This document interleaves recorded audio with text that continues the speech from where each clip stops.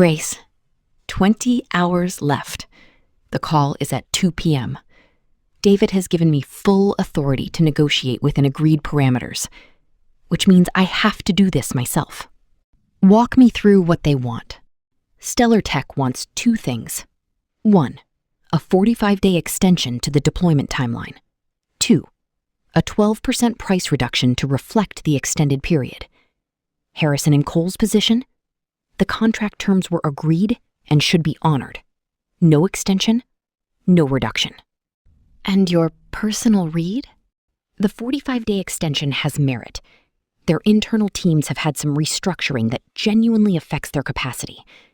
The 12% reduction feels like opportunism. They're using a legitimate operational issue to get a financial concession they didn't need before. That's a sophisticated read. That distinction matters enormously in negotiation. Separate the legitimate concern from the opportunistic ask. Welcome to episode 28 of the Speak Bench. I'm Grace. Jack has a negotiation in 20 hours. 2 episodes left. Let's make them count. Hello, everyone. I've never wanted to learn something so urgently in my life. Negotiation English. Let's go. Every negotiation has 3 phases: explore, propose, close. In explore, you understand what the other party actually needs versus what they're asking for. These are often different. In propose, you offer solutions. In close, you find the language that gets both parties to yes.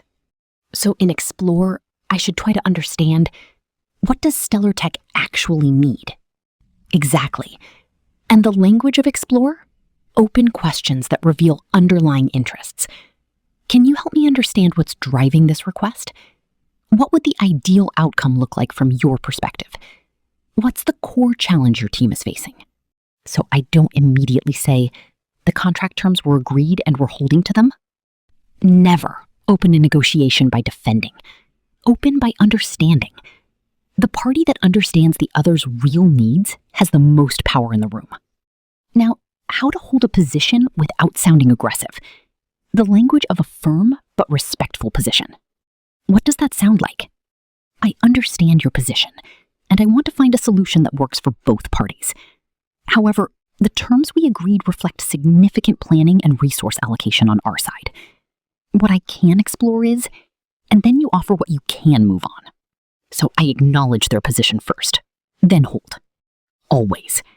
Other phrases? I'm afraid that particular term isn't something I'm in a position to adjust. What I can offer is, our position on X is firm, where I do have flexibility is Y. That's a classic negotiation move. Redirect from what you can't move on to what you can. Our position on the pricing structure is firm. Where I do have some flexibility is in the implementation support we can provide during the extended timeline. Excellent. You've just offered something without conceding on price. Implementation support costs you time, not money, and it gives Stellar Tech real value during a difficult transition period. Now, making concessions strategically. Never give something for nothing. Every concession you make should get you something in return. How do you say, I'll give you this if you give me that, without sounding transactional? If we were to consider an adjustment on X, we would need to see movement on Y. Or I could potentially explore flexibility on X, provided we could agree on Y. Or that might be possible if we could resolve the question of Z first. If we were to consider an adjustment on X, we would need to maintain the agreed commercial terms in their entirety. Perfect. You've offered movement, the extension, while making the price a condition of that movement. That is strategic concession language. You appear flexible while actually protecting your core interest. One of the most important negotiation skills, saying no without saying no. Direct refusal creates adversarial energy. Redirecting is more powerful. What does that sound like? That's not something we're currently able to accommodate. But what I can suggest is, I'm not in a position to agree to that today. However, what might work is, that falls outside the scope of what we agreed. Though if you're open to exploring alternatives, I have a few ideas. So the no is there, but you're immediately offering a direction rather than a wall. Exactly. A wall creates resistance. A direction creates movement. And movement is what negotiation needs. What if I need to think, What if they ask something I need to consult David on? Buying time gracefully. That's an important point, and I want to make sure I give it proper consideration. Could I take that back to my team and come back to you by end of day? Or I want to make sure I'm giving you an accurate answer here. Can I confirm that detail and follow up within the hour? That sounds professional, not like I don't know the answer. Because you're demonstrating due diligence. In negotiation, rushing to answer makes you look reactive. Taking time to give an accurate answer makes you look authoritative. And closing language, when both parties are close to agreement and you want to move toward yes. What phrases work here? I think we're getting close to something we can both work with. If we can agree on X, I believe we can move forward. I'm confident there's a solution here that meets both parties' core needs. Would you be open to the following proposal? And then you state the final position clearly? Clearly, simply, and without hedging. The close is not the place for qualifiers. Once you've found the landing zone, land cleanly. Listeners, if you want to see all of this in action, we're about to do the full role play. Please like and subscribe to The Speak Bench. 2 episodes left. Come back for all of them. Full role play. I'm Stellar Tech's account manager, Sarah.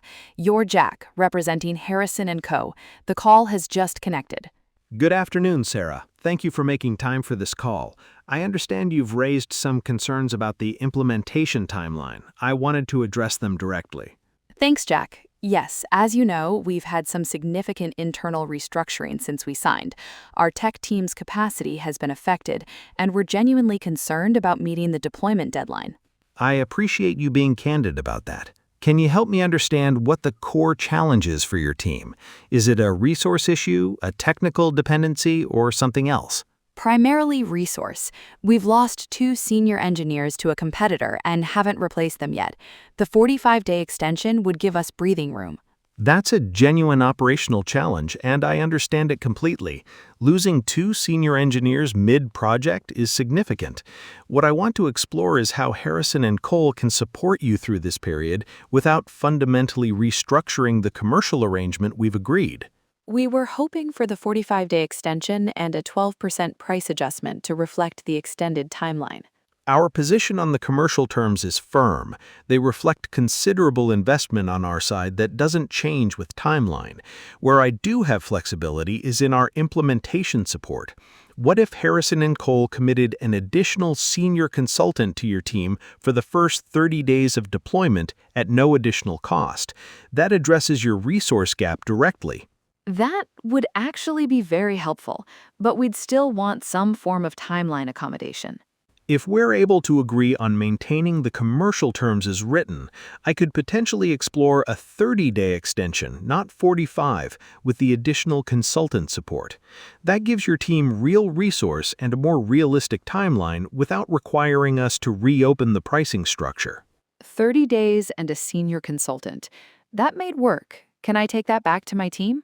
Of course, that's an important point, and I want to make sure you have time to consider it properly. I'll need a response by tomorrow afternoon to keep us on track. Does that work? That works. Jack, I'll say this. You've been very reasonable to deal with throughout this whole process. Thank you, Sarah. I believe there's always a solution when both parties are genuinely committed to the relationship. I look forward to hearing from you. Jack, that was extraordinary. Was it okay? Teaching.